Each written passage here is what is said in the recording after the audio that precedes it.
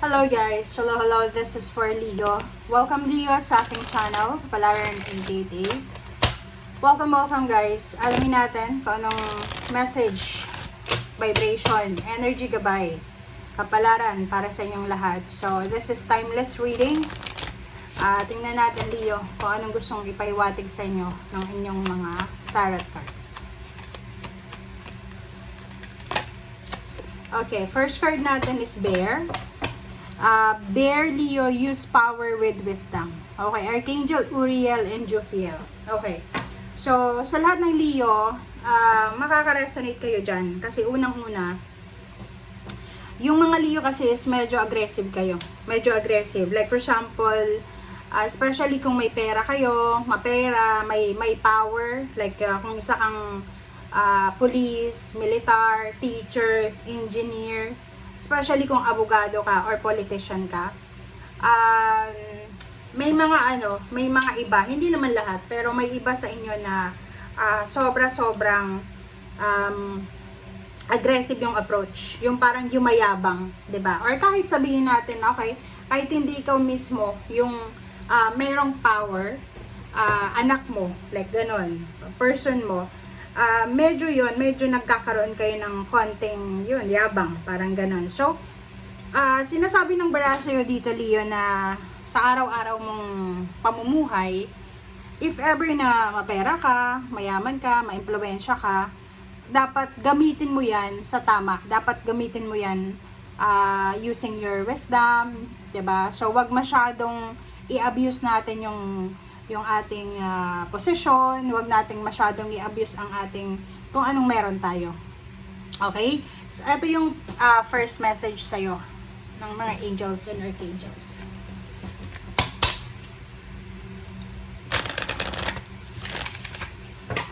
Para yan sa may mga kapangyarihan. Kung wala ka naman na posisyon dito sa society and normal na citizen ka lang, ano lang yan, hindi yan para sa'yo.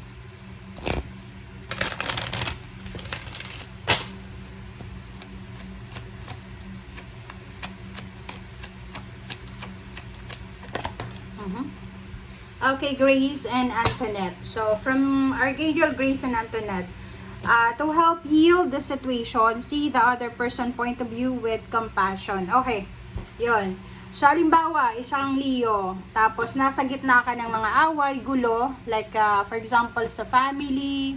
If your family ay nagkakaroon ng mga away, gulo, or kung ano pa man na issue, sinasabi ng bara sa'yo, wag agad wag agad-agad tayong sasali. Wag agad-agad tayong makikisali sa kanilang away, gulo, or so whatsoever man. Ano yung ibig sabihin yan? Ang ibig sabihin yan, Leo, na kahit nasabihin natin na kampi ako kay ganito ganyan, ganito ganyan. So, wag mong gagawin yan kasi unang-una, yun na nga, kailangan mong alamin kung ano ba yung nararamdaman ng both sides. Ano ba, like for example, nag-away yung nanay at tatay mo, 'di ba? Nag-away kung may anak ka, nag-away yung mga anak mo. Parang ganon. So, kailangan mong pag-aralan, mga kapatid. Halimbawa yung mga kapatid mo nag-away-away sila. So, huwag kang agad kakampi sa isang tao dahil may hidden animosity ka or parang nakaaway mo. Like ganito, marami kayong magkakapatid. Tapos yung isang kapatid mo, kaaway niya yung dati mong kaaway na kapatid. So, hindi ibig sabihin na dahil may galit ka doon, may past experience ka, past pain and heartaches, ay kakampi ka na doon sa isang kapatid mo. No, kailangan alamin mo kung sino ba yung nasaktan or kung sino ba talaga yung meron siyang baon-baon na pain and heartaches talaga sa situation. Okay.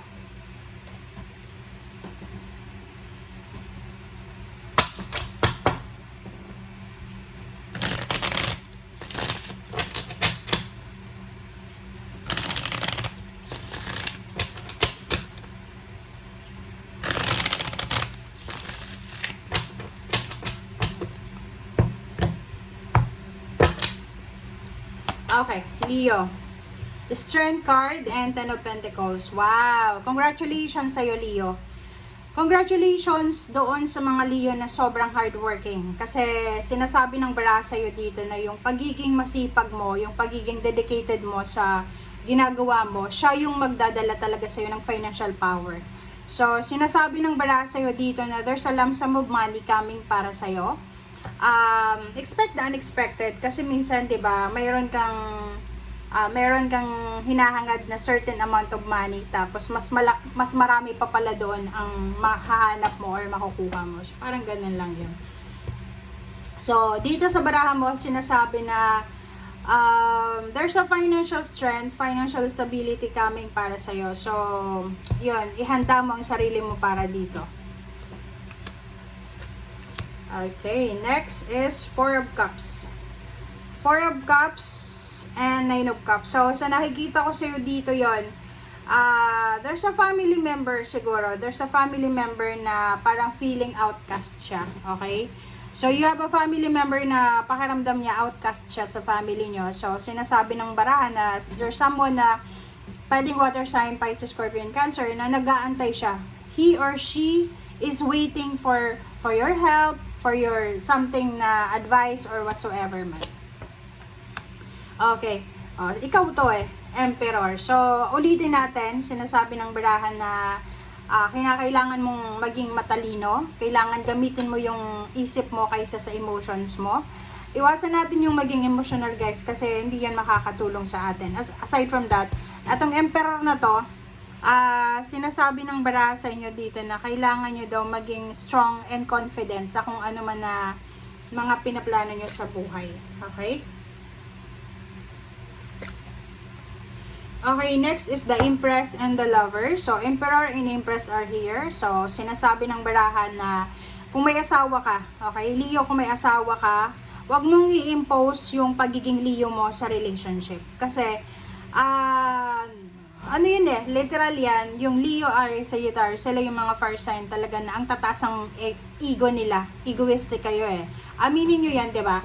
So, sa barahan mo na ito, ang sinasabi ng bara sa'yo, if ever man na may partner kayo or may relationship kayo, make sure na hindi kayo yung hindi kayo yung tawag dito, hindi kayo yung nasusunod. Kailangan balanse. Kailangan may say ka, may say siya. Parang ganun.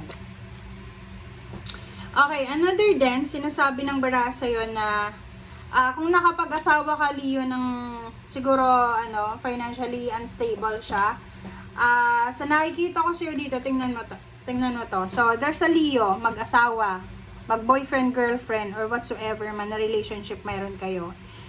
Sa nakikita ko sa'yo dito, possible na magkakaroon kayo ng problema, financial problems, or kung ano pa man na problema. And, ang problema lang, puro problema, na because of small problems or mga konti lang na misunderstanding, posibleng magkaroon ka ng desisyon na makipaghiwalay or magkaroon ka ng desisyon na umalis or lumayo. Parang ganun. Sabi ng bara sa'yo dito, Leo, bago ka gumawa ng isang aggressive na desisyon, pag-isipan mo muna. Bago ka gumawa ng kung ano man na desisyon, pag nilay-nilayan mo muna siya. Huwag mong agad tatapusin kasi sa nakikita ko sa'yo dito, gusto mong matapos agad yung mga paghihirap mo. Alam mo nakabasa ako ng isang libro na sinasabi doon na kung mayroon tayong pinagdadaanan na problema, financial problems, relationship problems, like kung nakapag-asawa ka ng hindi mabuting tao. So, nasabi doon sa libro na yon na wag mong ipag-pray na mawala yung taong yon or mawala yung problema. Kailangan yung ipag-pray mo is maging matatag ka. Okay? Maging matatag ka na labanan kung ano man na pagsubok or i-let go yung situation, i-let go yung relationship or yung trabaho na yan or kung ano pa man na sitwasyon na mahirap. Ikaw mismo yung aalis. Wag mong ipag-pray na yung taong yun ang aalis. Ikaw dapat. Okay? Okay, Ten of Swords and Two of Cups. Sa nakikita ko sa'yo dito, para to sa couple na Leo. May Leo, kahit anong zodiac sign na kapartner ng Leo, parang nakikita ko sa inyo dito, marami kayong pinagdaanan sa buhay, lalo sa finances, mga financial problems, or mga emotional problems, health issues, or whatsoever man. Ang problema lang, may iba sa inyo na siguro dati, nung mga panahon na hirap kayo sa buhay, hindi kayo iniwanan ng inyong mga partners, hindi kayo iniwanan ng inyong family. Tapos, yung time na nagkaroon kayo ng konti, yung parang medyo guminhawa yung buhay, parang yung plano nyo is umalis, iwanan yung mga taong naging kakampi mo nung time na wala ka, parang ganun. So, sabi ng barasan nyo dito, you need to be careful, guys, okay? Maging careful tayo kasi lahat, especially now, nasa Saturn retrograde tayo. Bantayan yung mga actions nyo from this July until December 10 or 11 kasi maraming maraming twist of events na akala natin nakaisa tayo. Baka tayo yung madalawahan or tatlo, 'di ba? So we need to be careful. Okay? Thank you guys. Bye.